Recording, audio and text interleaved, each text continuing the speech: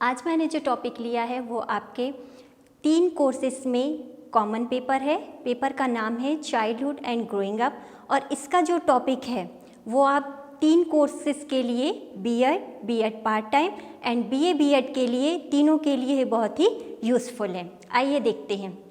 Topic है stages of human development, मानव विकास की अवस्थाएं। कैसे होती हैं मानव विकास की अवस्थाएं, देखते हैं। एक व्यक्ति के रूप में बालक किस प्रकार से विकास करता है, देखते हैं। एक व्यक्ति के रूप में बालक का विकास विभिन्न अवस्थाओं से होकर गुजरता है, जिसमें शैशवावस्था और बाल्यावस्था दोनों ही एक व्यक्ति के जीवन में बहुत ही महत्वपूर्ण आधार स्तंभ होते हैं, क्योंकि एक बालक को जो संपूर्ण व्यक्ति बनने के लिए और सर्वांगीण विकास करने के लिए उचित शिक्षा चाहिए होती है, वह शिक्षा की बुनियाद इन्हीं अवस्थाओं में पड़ती है। और इन अवस्थाओं की तरह ही, अन्य अवस्थाओं की तरह ही इस अवस्था में भी बालकों की अपनी स्वाभाविक विशेषताएं होती हैं और इन विशेषताओं का बालकों के विकास पर सीधा प्रभाव पड़ता है। मुख्य रूप से एक व्यक्ति के रूप में बालक का विकास जन्म से लेकर किशोर अवस्था की समाप्ति तक माना जाता है।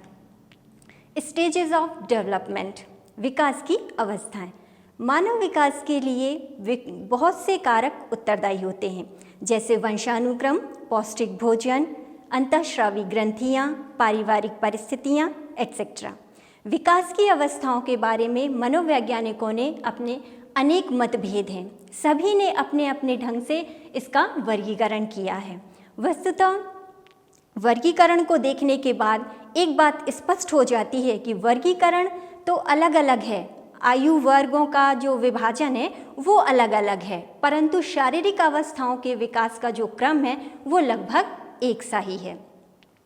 अब देखते हैं कि भारतीय विद्वानों ने मानव विकास की अवस्थाओं को 7 वर्गों में विभाजित किया है। देखते हैं वो कौन कौन सी है।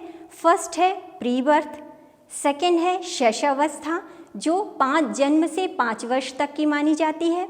उसके बाद आती है बाल्यावस्था, चाइल्डहुड, जो 5 वर्ष से 12 वर्ष तक की अवस्था के लिए कहा जाता है।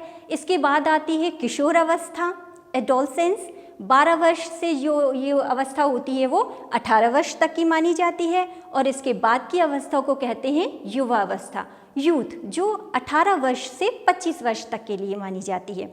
और इसके बाद की जो अवस्था होती है उसे कहते हैं प्रौढ़ावस्था, एडल्टहुड, जो 25 वर्ष से 55 वर्ष की आयु तक इस अवस्था को माना जाता है। और लास्ट अवस्था होती है, लास्ट स्टेज होती है वृद्धावस्था, ओल्ड एज, जो 55 वर्ष से मृत्यु तक की अवस्था होती है। इसके बाद इसी को आप एक फ्लो चार्ट के द्वारा भी समझ सकते हैं। इसको आपको समझने में बहुत आसानी होगी, आप इसे ज़्यादा टाइम तक याद रख सकते हैं। वर्गों जो स्टेजेस हैं उनके नाम वही हैं, पर उसका जो वर्ग का आयु का विभाजन है वो थोड़ा सा चेंज है। आइए देखते हैं। पहला है प्रीनेटल पीरियड, उसके बाद ये आता है आपका शैशवावस्था, और उसके बाद आती है आपकी बचपन अवस्था, और उसके बाद की जो अवस्था होती है उसे कहते हैं बाल्यावस्था। और बाल्यावस्था को 2 भागों में विभाजित किया जाता है। पहली होती है प्रारंभिक बाल्यावस्था और दूसरी होती है उत्तर बाल्यावस्था। और फिर इसके बाद जो अवस्था आती है उसे कहते हैं किशोर अवस्था। अब इस किशोर अवस्था का भी 2 प्रकार से 2 भागों में बांटा गया है। 2 प्रकार हैं इसके। पहली होती है प्रारंभिक किशोर अवस्था, दूसरी होती है उत्तर किशोर अवस्था। इसके बाद आती है वयस्क अवस्था। वयस्क अवस्था, एडल्टहुड, इस अवस्था को भी 2 वर्गों में विभाजित किया जाता है। प्रारंभिक वयस्क अवस्था और सेकंड होती है मिडिल एज। और लास्ट अवस्था जो होती है, लास्ट स्टेज जो होती है वो वृद्धावस्था कहलाती है, जो 55 वर्ष या 60 वर्ष से मृत्यु तक की अवस्था होती है। अब हमने ये देख लिया कि कौन कौन सी अवस्थाएं होती हैं। अब हम ये देखते हैं कि इन अवस्थाओं में कि कैसे कैसे इन अवस्थाओं में क्या क्या क्रियाएं होती हैं या इसकी विशेषताएं क्या होती हैं, देखते हैं। फर्स्ट है शैशवावस्था, इन्फेंसी। इस अवस्था में शिशु पूर्ण रूप से माता पिता पर डिपेंड होता है, पूर्व रूप से अपने पेरेंट्स पर डिपेंड होता है, फैमिली मेम्बर्स पर डिपेंड होता है। इस अवस्था का मुख्य कार्य बालक द्वारा विभिन्न नवीन परिस्थितियों के साथ समायोजन स्थापित करना होता है। इसलिए इस अवस्था को समायोजन की अवस्था भी कहते हैं। समायोजन मतलब संतुलन करना।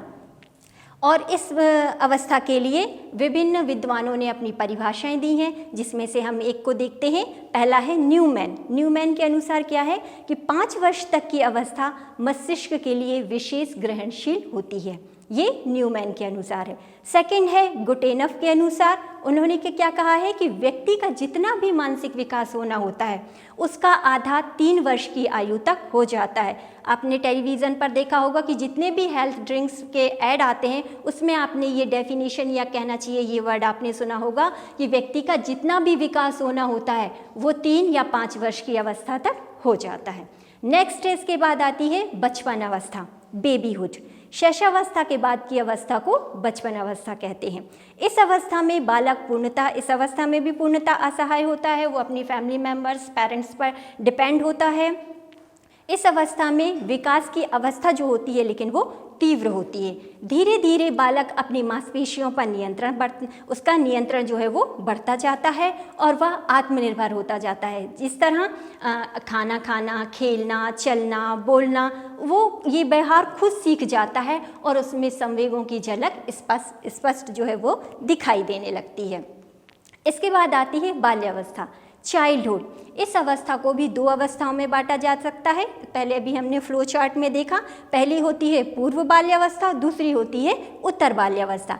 इस अवस्था में बालकों में संवेगों की संख्या अधिक होती है, इसमें अनेक परिवर्तन आते हैं, इसलिए इस अवस्था को समझना थोड़ा सा कठिन होता है और यही वजह है कि मनोवैज्ञानिकों ने इस अवस्था को जीवन का अनोखा काल कहा है। इस अवस्था में बालक का स्वभाव जो होता है वो काफ़ी उग्र होता है, परंतु समय के साथ साथ उसमें उदासीनता आती जाती है और बालक जो है वो रोमांचकारी कार्य करने में अधिक आनंद लेने लगते हैं। नेक्स्ट है किशोर अवस्था, एडोलसेंस। यह जो जीवन की, ये आप ध्यान से सुनिएगा कि ये जो अवस्था होती है वो बाल जीवन की अंतिम अवस्था होती है।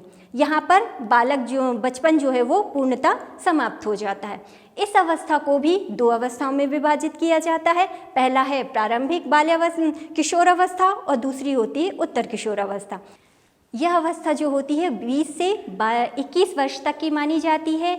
इसे स्वर्ण आयु की अवस्था भी कहा जाता है। कुछ विद्वान इस अवस्था को मानव जीवन की सबसे विचित्र और जटिल अवस्था कहते हैं, क्योंकि इसमें होने वाले जो परिवर्तन होते हैं बालक के व्यक्तित्व में महत्वपूर्ण योगदान देते हैं। शिक्षा के क्षेत्र में भी इस अवस्था का विशेष महत्व होता है।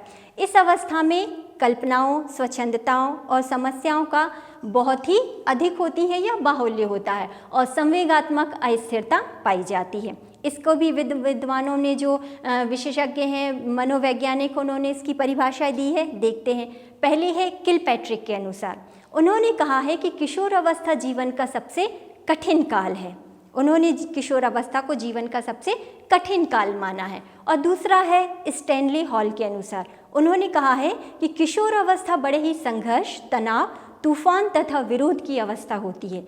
ये जो डेफिनेशन है इसको हम एक डायग्राम के द्वारा भी समझ सकते हैं। ये जो हमारा पूरा जीवन काल होता है वो एक रिवर के समान है, नदी के समान है, और जो इसकी शुरुआत कहाँ से होती है, बाल्यावस्था से होती है, और जो इसका पूरा नदी का जो फ्लो होता है वो अपने जहाँ पर वो पहुँचती है वहाँ तक होता है। तो ये बचपन अवस्था से शुरू होता है और एडल्टहुड, युवा अवस्था तक जाता है, परंतु बीच में उन्होंने, जैसे अभी डेफिनेशन में अपन ने देखा है कि उन्होंने कहा है कि ये सबसे कठिन काल है, तो इस अवस्था को हम किशोर अवस्था को एक ब्रिज कह सकते हैं कि यदि ये हमने आसानी से पार कर लिया, क्रॉस कर लिया, तो हमारे जीवन में आगे जो है वो समस्याएँ नहीं आएंगी।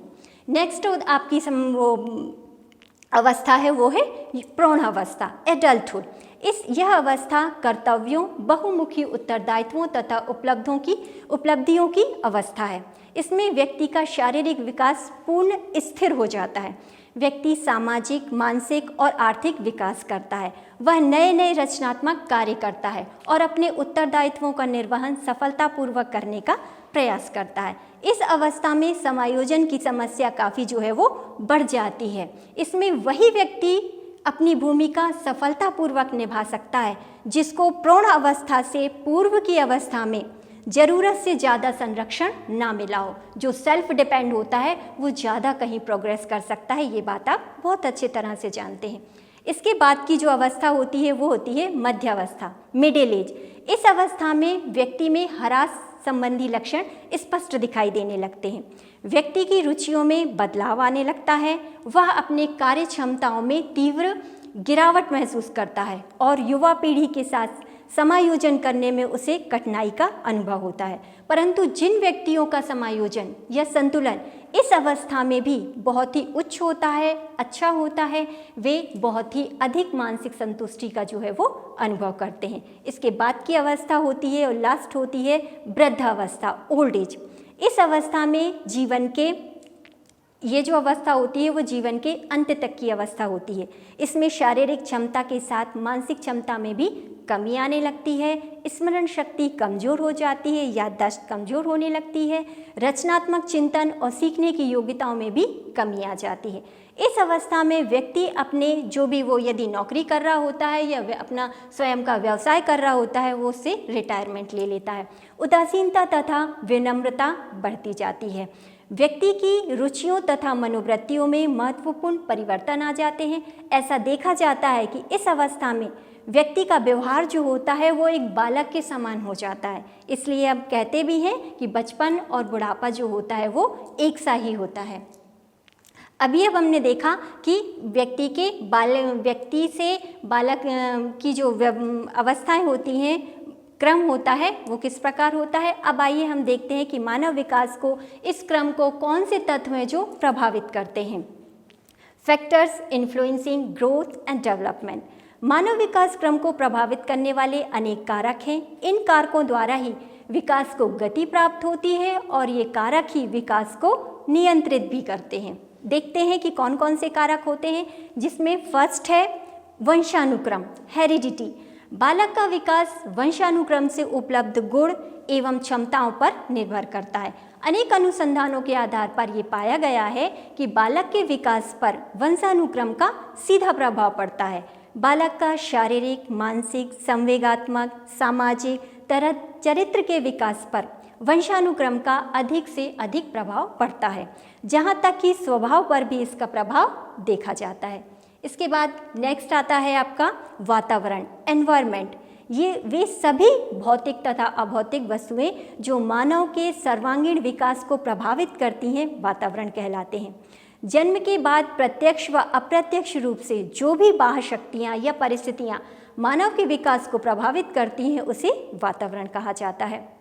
बल्कि वंशानुक्रम से जो गुण प्राप्त होते हैं वे वातावरण के अनुसार भी परिवर्तित हो जाते हैं। इसके बाद नेक्स्ट आपका आता है पोषण, न्यूट्रिशन।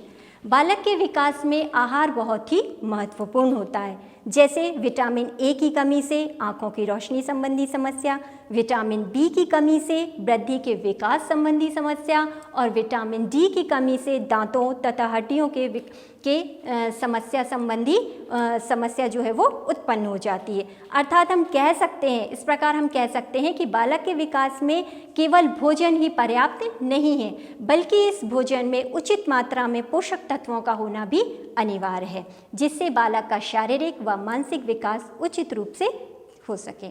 इसके बाद नेक्स्ट आता है आपका शुद्ध जल, वायु एवं प्रकाश, pure water, air and light. शुद्ध जल, वायु, प्रकाश का भी बालक के विकास पर महत्वपूर्ण प्रभाव पड़ता है, क्योंकि इन सभी के अभाव में जीवन की कल्पना करना असंभव है। नेक्स्ट है प्रजाति, रेस। प्रजाति भी बालक के विकास को प्रत्यक्ष व अप्रत्यक्ष रूप से प्रभावित करती है। बल्कि एक अध्ययन से स्पष्ट भी हुआ है कि यूरोप की तुलना में भूमध्य सागरीय प्रदेशों के बालकों का शारीरिक विकास तीव्र गति से होता है। बुद्धि की श्रेष्ठता का कारण भी प्रजाति ही है। अमेरिका की श्वेत प्रजाति जो है वो नीग्रो प्रजाति से कहीं ज़्यादा श्रेष्ठ है। इसके बाद आता है आपका आर्थिक स्थिति, फाइनेंशियल कंडीशन। बालक के विकास में एक प्रभावशाली कारक के रूप में परिवार की आर्थिक स्थिति भी महत्व रखती है। इसलिए आपने देखा होगा कि संपन्न परिवार के जो बालक होते हैं उनका शारीरिक और मानसिक विकास अच्छी तरह से होता है, तुलना उनकी जिनका आर्थिक विकास जो है, आर्थिक रूप से जो है बालक जो कमज़ोर होते हैं उनकी विकास की जो गति होती है वो काफ़ी धीमी होती है यदि हम उनसे कंपेयर करें तो। नेक्स्ट आता है आपका मीडिया। मीडिया का भी बालक के विकास पर बहुत अधिक प्रभाव पड़ता है। वर्तमान समय में टेलीविज़न का प्रभाव बालकों के 3 से 4 वर्ष की अवस्था में ही पड़ने लगता है। बालक के शारीरिक, मानसिक, सामाजिक, चारित्रिक, संवेगात्मक, मूल्यों, सृजनात्मक और जहाँ तक कि शैक्षिक तथा भाषाई विकास पर भी मीडिया का सीधा सीधा और अधिक से अधिक प्रभाव पड़ता है। तो आज हमने देखा कि बाल्य अवस्था की कौन कौन सी अवस्थाएं, व्यक्ति के विकास की कौन कौन सी अवस्थाएं होती हैं और इन अवस्थाओं को कौन कौन से कारक हैं जो प्रभावित करते हैं। आई होप आपको बहुत अच्छी तरह से समझ में आ गया होगा। आज के लिए बस इतना ही। Thanks for watching.